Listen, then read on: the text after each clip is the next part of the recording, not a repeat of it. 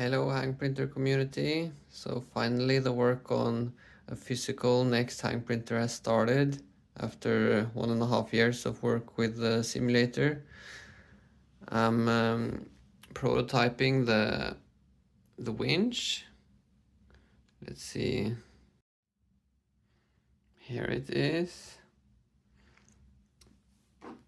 It's a split winch, which means the rotational power transfer is one side of the winch and the translational power transfer is on the other end of the winch. And this is the spool in the middle. It has threads on one side and channels to get the rotational push in the other side, or actually in the whole spool. So when you rotate the spool, you can drive these gears, which would push the motor, or you can run the motor around, which is what you will most often do, to rotate the spool and also translate it at the same time, so that line doesn't get stacked on top of itself. You get a nice helix of line stacking in a nice tidy layer, which improves performance of cable-driven robots, of course. I've been avoiding that for all these years because it's complicated mechanically. But this prototype shows at least it doesn't have to be extremely complicated. This is the simplest mechanism I've come up with so far. I will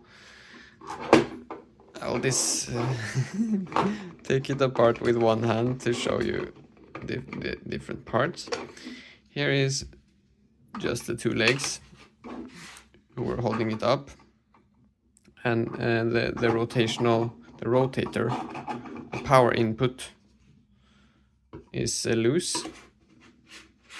It's supposed to have some bearings here rotating on the shaft, and the shaft is attached, statically connected to the part with the threads on. Let's see if we can get this spool off with one hand. Okay, using two hands. Like that. Here's the static part. So this one just sits still all the time. And this is the spool that's rotating on the static part. Has these channels I talked about. It also has these threads I talked about. So yes, it so far it feels promising, like a promising mechanism. We'll see if I can put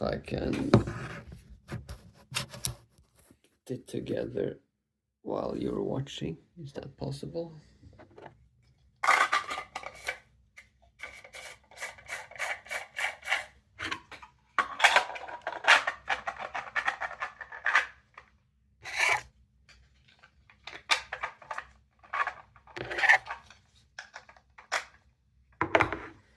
Like that, and you just rotate it.